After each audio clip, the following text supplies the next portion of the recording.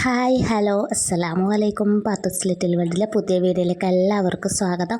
അപ്പോൾ ഞാൻ ഇന്ന് വന്നിരിക്കുന്നത് കോളിഫ്ലവറിൻ്റെ അടിപൊളി റെസിപ്പി ആയിട്ടാണ്. കഴിച്ചാലും മതി വരാത്ത ഒരു റെസിപ്പിയാണ്. അപ്പോൾ എല്ലാവരും വീഡിയോ സ്കിപ്പ് ചെയ്യാതെ മുഴുവനായി കാണാൻ ശ്രമിക്കണം.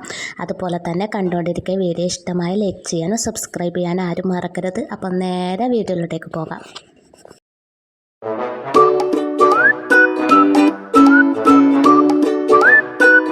അപ്പോൾ അതിന് വേണ്ടിയിട്ട് ഞാൻ കോളിഫ്ലവർ എടുത്തിട്ടുണ്ട്. ഇനി ഇതിൻ്റെ ഇലകളെല്ലാം കളഞ്ഞു കൊടുത്തിട്ട് ഇത് ചെറുങ്ങനായിട്ടൊന്ന് കട്ട് ചെയ്ത് കൊടുക്കുക. പിന്നെ ഇതിൽ പുഴുക്കളെല്ലാം ഉണ്ടാവും, ഒന്ന് ശ്രദ്ധിക്കണം.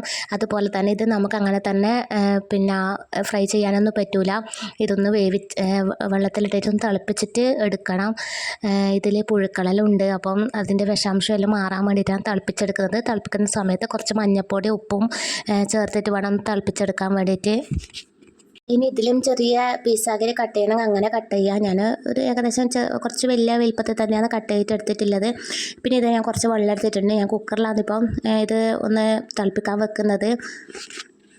എൻ്റെ ചാനൽ ആദ്യമായി കാണുന്ന കൂട്ടുകാരുണ്ടെങ്കിൽ ഒന്ന് സബ്സ്ക്രൈബ് ചെയ്ത് ബെല്ലൈക്കൺ ഒന്ന് എനേബിൾ ചെയ്ത് വെക്കണം. എന്നാലേ ഞാൻ ഇടുന്ന വീഡിയോയുടെ നോട്ടിഫിക്കേഷൻ നിങ്ങൾക്ക് വരികയുള്ളൂ. അതുപോലെ തന്നെ വീഡിയോ ഇഷ്ടമായാൽ ഫാമിലിക്കും ഫ്രണ്ട്സിനും ഒന്ന് ഷെയർ ചെയ്ത് കൊടുക്കുകയും വേണം.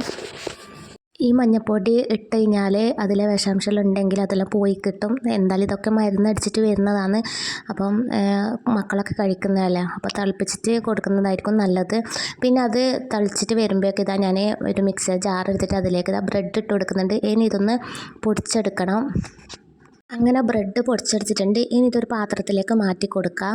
പിന്നെ ഇതങ്ങോട്ട് മാറ്റി വെച്ചിട്ടാകുമ്പോൾ ഞാൻ കുറച്ച് അരിപ്പൊടി എടുത്തിട്ടുണ്ട്. ഞാനൊരു 1/4 കപ്പ് അരിപ്പൊടി എടുത്തിട്ടുണ്ട്.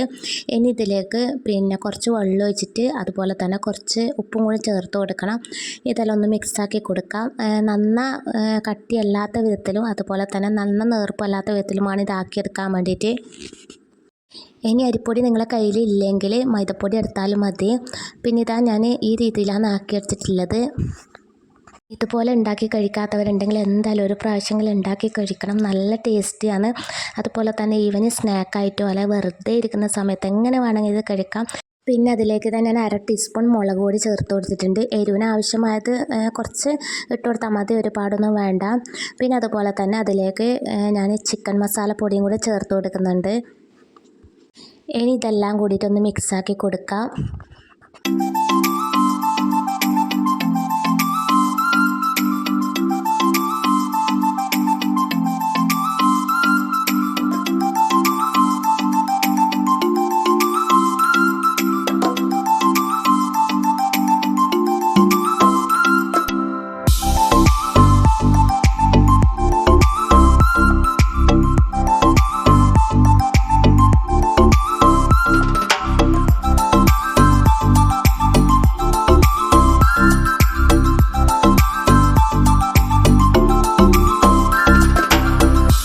ഇതെല്ലാം റെഡിയാക്കി വെക്കുമ്പോഴേക്കും കോളിഫ്ലവറും ഇവിടെ റെഡിയായിട്ട് വന്നിട്ടുണ്ട്. ഇതിൻ്റെ വെള്ളമെല്ലാം ഒന്ന് മാറ്റി കൊടുത്തിട്ട് ഒരു പാത്രത്തിലേക്ക് ഇട്ട് കൊടുക്കുക.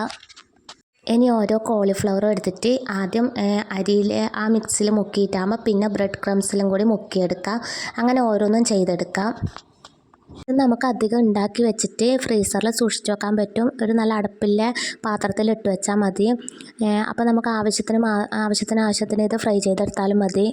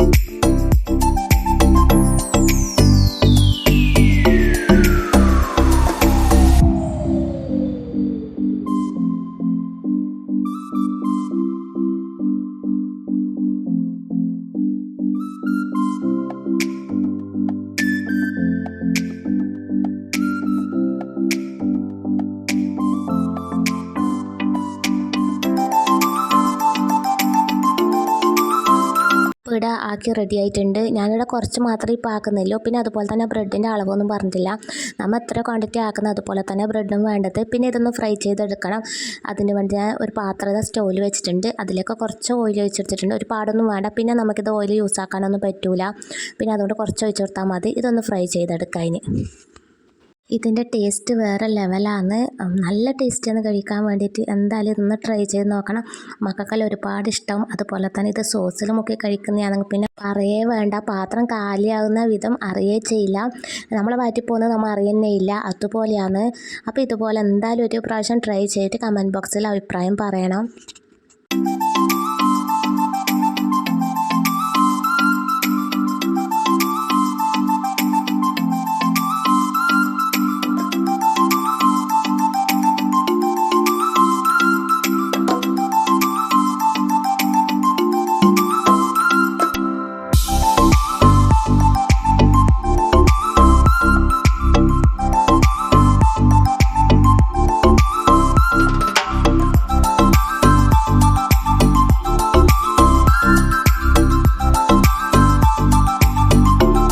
ഇതൊരു ഭാഗം ആയിക്കഴിഞ്ഞാൽ മറ്റേ ഭാഗം കൂടി മറിച്ചിട്ട് കൊടുക്കണം. പെട്ടെന്ന് റെഡിയായി കിട്ടും. പിന്നെ അതിലേക്കാണ് ഞാൻ കറിവേപ്പിലയും കൂടി ഇട്ട് കൊടുക്കുന്നുണ്ട്.